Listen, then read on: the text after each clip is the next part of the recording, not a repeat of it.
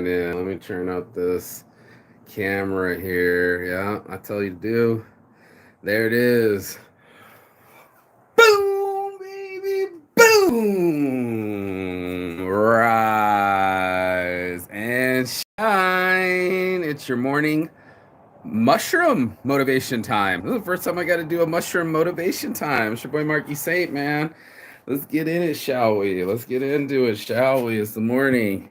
And this is day 3 of microdosing. And I'm going to get into it, shall we? Yes, bless. Let's go.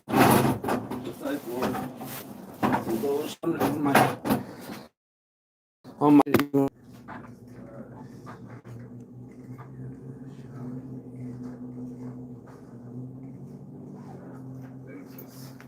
you love it when things, you know?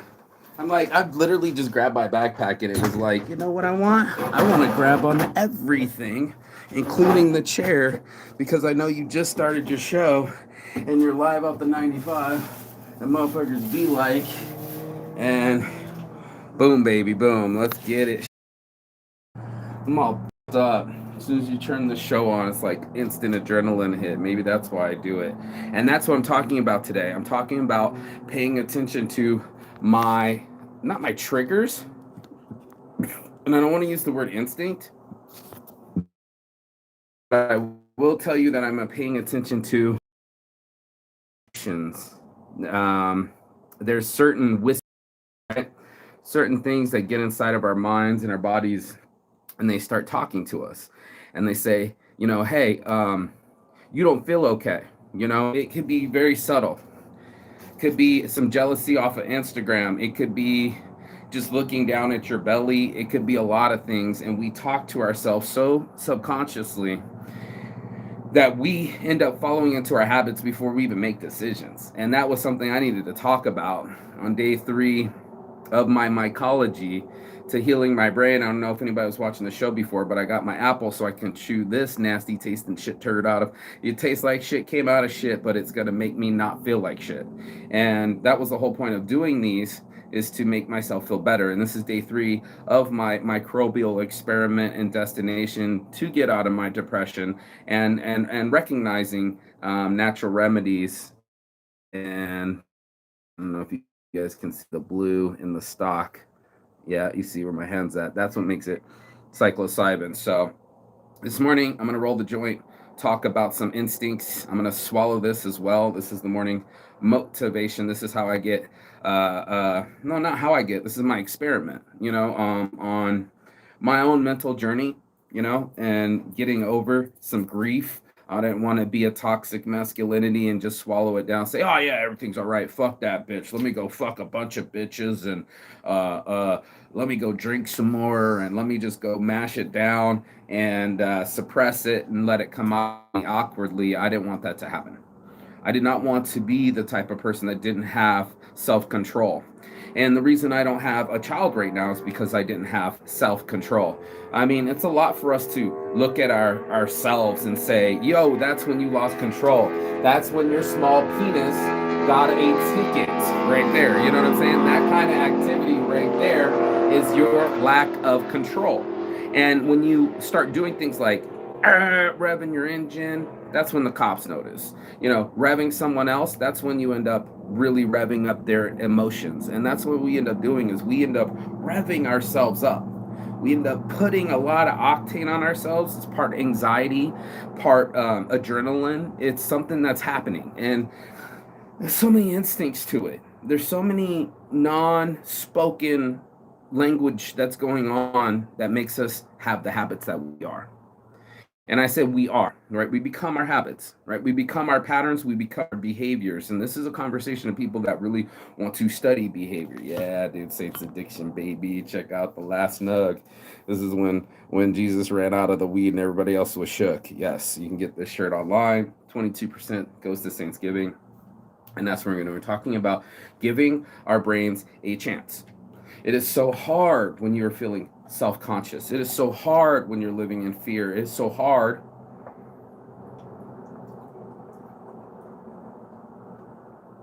because the easy is dangerous. They're not going to tell you this, but it's very easy to sit still. It's very easy to not take action. It's very easy to stay in our emotions and stay emotional. It's easy to just ride off a stimulus and say, oh man, this happened, so I acted this way. And once this happens, I did this. It's kind of like the cause and effect that we all have. I'm trying to look for something to even this out. Let me see here. Yeah, and that's the conversation of today, having the ability to talk to ourselves and say, hey, I wanted better for my life. There we go. That'll balance it out. Perfect. Now it's not all sideways. But to better my life, I'm going to have to be responsible for my actions. And a lot of my actions are so subtle, it could be as simple as like getting up and getting some coffee. Instead of getting up and going for the walk and getting the energy from your walk, we'll look to go get the energy, the quicker, easier, convenient energy of coffee. And lo and behold, we're not talking about anxiety.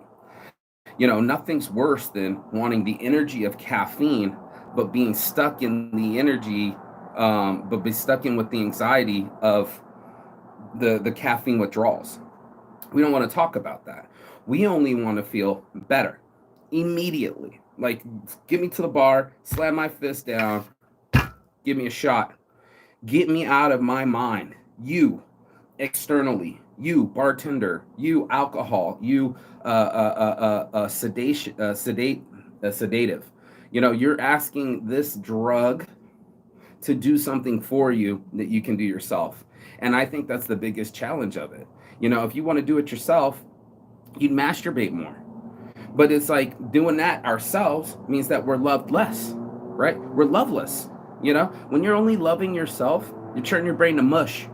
And that was like one of the hardest things, because you just want to whack one out. You just want to take the edge off. You just want to snort a quick line. Each one of those things, each one of those addictions put us further down the rabbit hole. Now we have to depend on them instead of depending on ourselves. And I'll hold this in my hand. Instead of depending on ourselves to get ourselves out of the situation, we have made ourselves weaker. It weakens us to give our seed and our power, our testosterone. When I was a kid, when I went to high school, the biggest kid in high school told me that he was big, not because of steroids, which was the truth, but because he masturbated. He said kept his testosterone levels elevated. I believe that for almost 20 years of my life. It really helps me sleep, make me muscular, take off the edge. And now that my edge is gone, I have no risk tolerance. I have no ambition. I have no drive. And nothing's worse than a car that's not in drive. We like to put ourselves in neutral. It's the truth. We got the keys to the car, and it's a nice car, and most people don't even have cars, but we don't even drive. We don't even ignite the ignition inside our engine to make us turn over. Instead, we'd much rather just sit. Like, our world is a big, what do you want to call it? Movie theater, drive-in movie theater that you just drive in and watch someone else's life appear. It's going to take us appearing into our own lives. I almost went out for the morning walk, but I went for a nightly walk, so it's kind of fucking up my walk schedule. I'm a little bit sore, but being able to control my mind and say, stop masturbating, go for a walk. Seems pretty easy, but hard to do when you're addicted to just chilling the fuck out, making yourself feel okay from the external. Instead of that extra work, that's what the guy kept telling. We're this close to being happy. We're this close to being happy, dude. You're that close to being happy. The reason I'm moving it over to the side is you have to move yourself. You have to move from this area of jealousy, judgment, the things that we do all the time. We just like look into ourselves and we're just like, you're not doing this right. You're not doing this right. You're not doing this right. Anger, that was another one of the addictions. Instead of having appreciation, right? Like I'm holding this. Instead of having a solace with myself and saying, I'm going to have more gratitude than complaining. It's going to take a lot of work. Like literally a journal in the morning and at night, 3 in the morning, 3 at night. I got 3 person that does 5 and then something that they're looking forward to. It resets our mind. But we don't want to put any extra effort to reset our mind. We want our minds to just turn off. It's not a reset, it's an off. And in that off button, guess what we do? We turn off our ability to heal ourselves. We literally go, the next thing that I'm going to do, and maybe not even consciously, just patternly, right? If I can use that word, patternly, I'm going to make up a word, patternly. In our patterns, going to that bar, getting the same drink with our outfit on, make us feel like we're okay. And that's what we want. All of us. We just all want to be okay. And some of us, especially narcissists, want to be better than okay or better than other people or better human beings.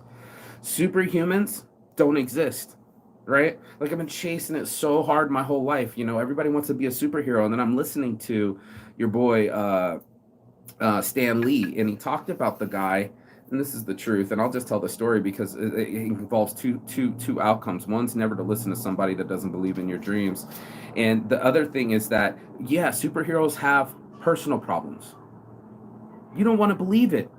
You don't want to think, all your heroes, they don't have personal problems. They've overcome them. They're super special. Who wanted a teenager that was getting bullied and had personal problems? That people are afraid of spiders. Spider-Man will never work.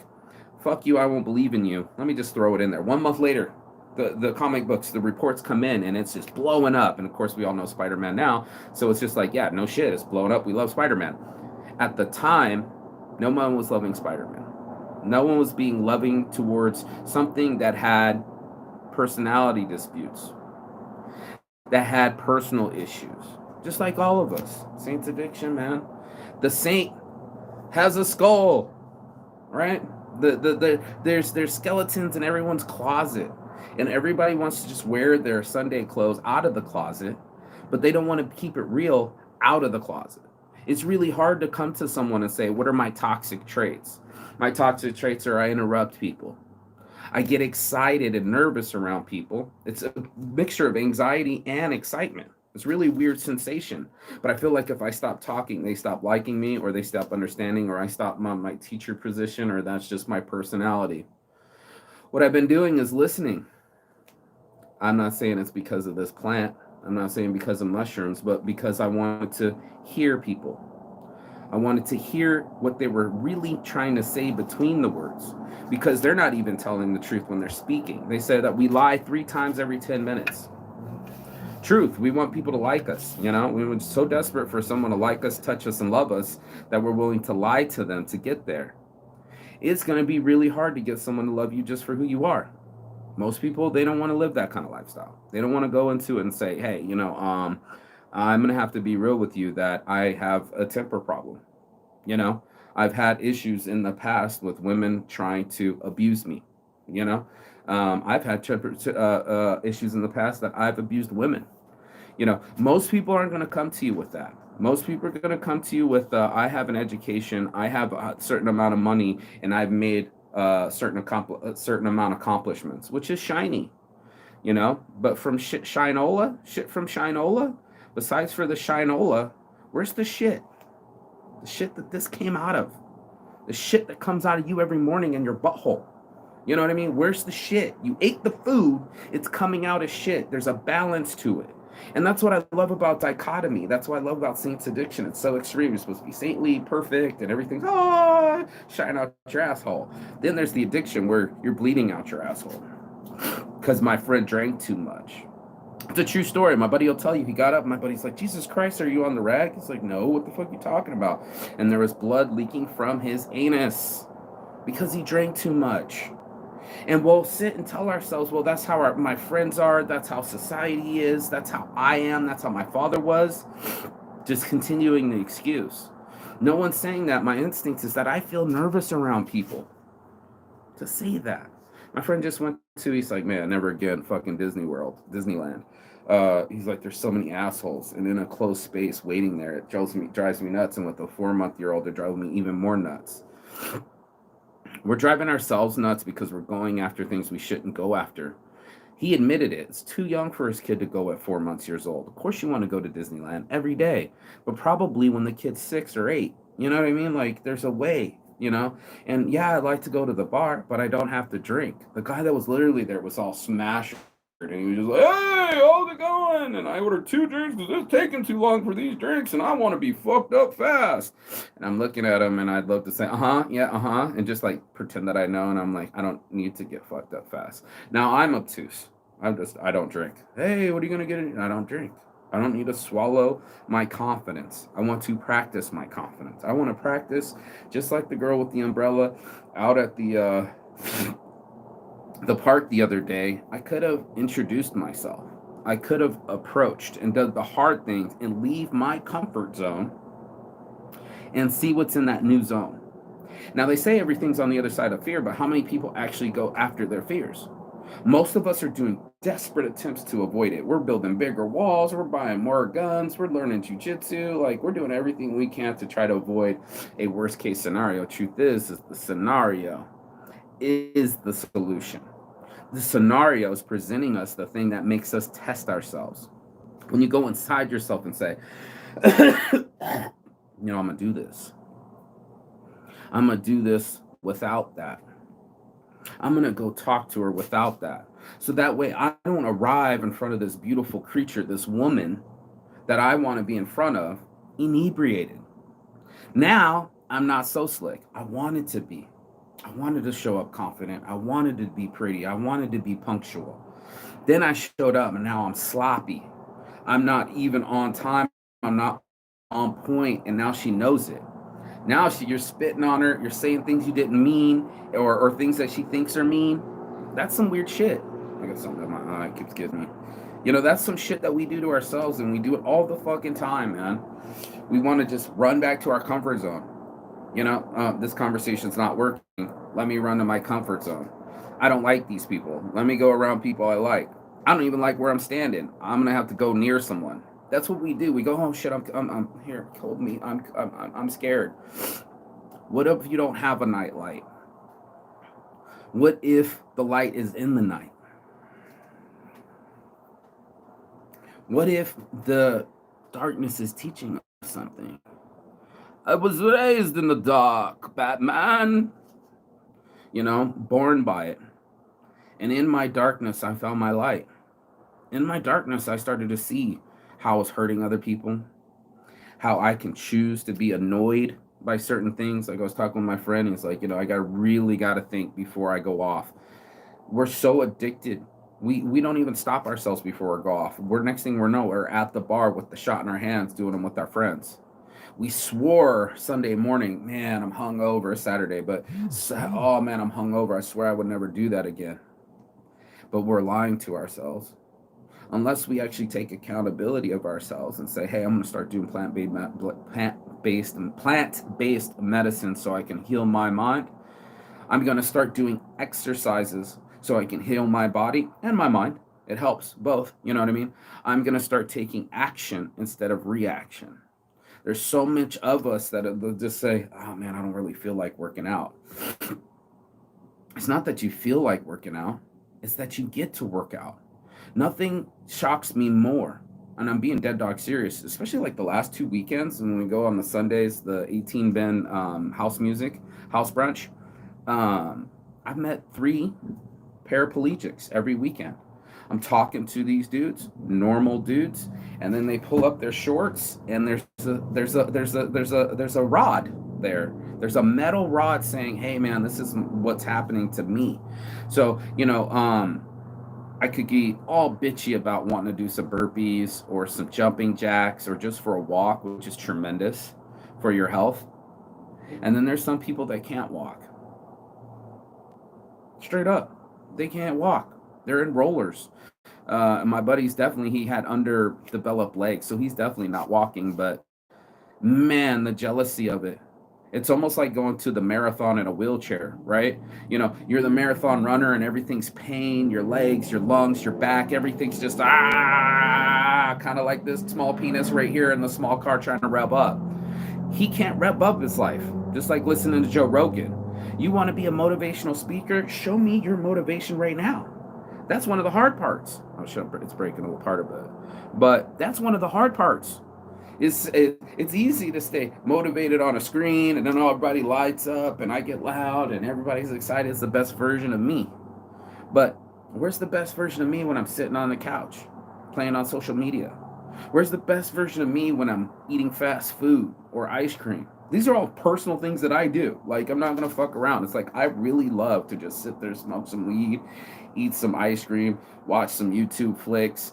I'm comfortable, and my whole life sought out comfort. I sought it out because my life growing up was so uncomfortable. My dad always was just over a workaholic. It'd be a chill Sunday and he'd come in and just whap hit a fucking hole in the wall with a hammer. Crazy motherfucker. We're gonna start building a what do you, it's not a window. What is it between the kitchen and the living room where you can see through? Not a vanity, but one of those things, right? It was a wall, and now there's a hole where everybody can sit and eat. That's the life that I live, or lived. And in my life still, when I get anxious, what am I gonna do?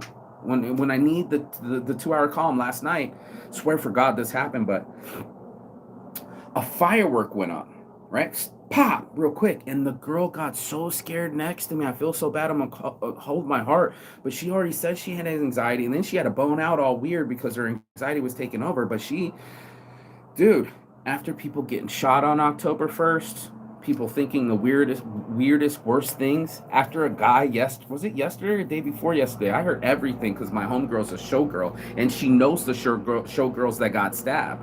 The guy went over there with the knife, grab a knife. There's one and go, you want to see my knife? And then whang, unprovoked. Crazy. He thought the girls were laughing at him. Lack of confidence, lack of mental stability, lack of self-control. That's what this human has, and now we're just going to lock him away in a cage, and there goes the lesson. I'd really like to go into prison and show prisoners, and I've always said this, and I should go back and speak inside prisons where I've been, from prison to the penthouse, but literally making out of prison is making it out of my mind. Literally being able to say, okay, saying, you're doing this stuff aggressively. We don't know. We're angry. So you want a man without self-control, without emotion. We turn into violence. We turn into anger. We start hitting each other. Welcome to prison. This ability to, you're going to be angry at life. All of us, and even if you're just a woman outside and like you didn't get the man that you want and the man that you have, it knocked you up and he's not paying attention to the babies and now you got baby daddy drama and you got regrets. Welcome to prison life. It's us sitting there regretful, shameful, guilty, feeling guilty, not feeling like ourselves. That guy, small penis again, it's one of those things. You feel so powerful putting your foot on the gas, but you got no fucking any gas when you got no car. Try doing it without a car. Last night the dude was doing motorcycle wheelies, kind of like this retard right here, and he's just trying to get attention, and he can't get the attention to pay attention to himself. No, he wants to get the attention of the police. I can hear it right now. You can hear it right now. And that's exactly what the guy did. He did a circle and fell on his bike in the middle of the street. I could hear him coming down Main Street. And I'm crossing the street, jaywalking. I almost got hit by this dude. And next thing you know, he almost hit his friends on the motorcycle. There were 3 people. Small penis again. Go ahead, small penis. Go ahead, small penis. Go ahead with your, I don't have enough self-control that I want to show everybody that I'm loud instead of being brave and just being loud when it happens. No, we get scared. I know I do. I got scared from the girl. Women can be terrifying if you take that perspective, or you can take the other perspective and go, I just want to get to know somebody. I want to open up my chakras and meet somebody new. I want to let them meet the new me, not the old version of me. How many times are people meeting the old version of you, talking about the same subjects, the same way, wearing the same clothes at the same bar? That's that same. And you need same, but no different. In Thailand, I say same, but different. You want to be different. And different's good. All of us are different. Difference is a good thing. What is cool about our difference, what is woke, is being able to handle ourselves. Not just a power right, strong man, misogyny, fuck women. No, I mean like control myself so I can be a part of a team. Knowing that it's not just about me, but I wanted to be a we. And I can't be a we if I keep making it about me. So we can keep going on with our same addictions. We can keep going on with our habits. Choose better habits, man. Get better results. It ain't going to happen unless you change. Nothing's going to change unless something changes. And if something that I've really been working on really hard and just catch myself before I'm in a tirade, before I'm crazy with motherfuckers and telling them crazy fucking things. I need some self control. I need to find it within me and take control. Say, I'm gonna go for a walk instead of masturbate. I'm gonna go work out instead of YouTube videos. I'm gonna go eat some mushrooms instead of drinking alcohol. Not that I would, but I'm just saying that's what's about to happen. So I got about 5 minutes here. I got the apple. I got the mushroom. This is day 3 of taking it down. I'm gonna just mound it down because this really tastes like shit. I should be making some tea. I have to go dig out my coffee maker, which is actually a mushy maker, because that's all it's ever had. I don't drink coffee. It's only made mushrooms, and my stomach's even starting to bubble at me like you're about to swallow that, aren't you, bitch? And you're like, yeah, bitch, this is us. So down the hash for all this a watch. We've got about 4 minutes to watch this show. You can comment below. But let's get it, shall we? 1, 2, 3.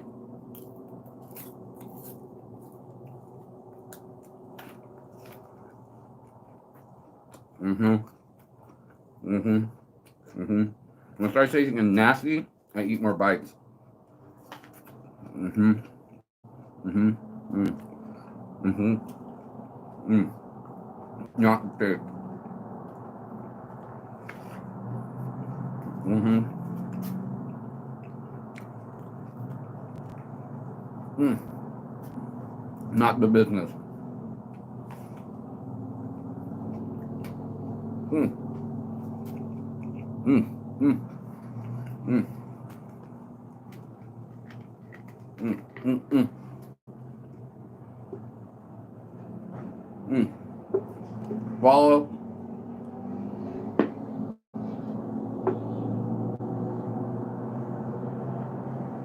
Mm.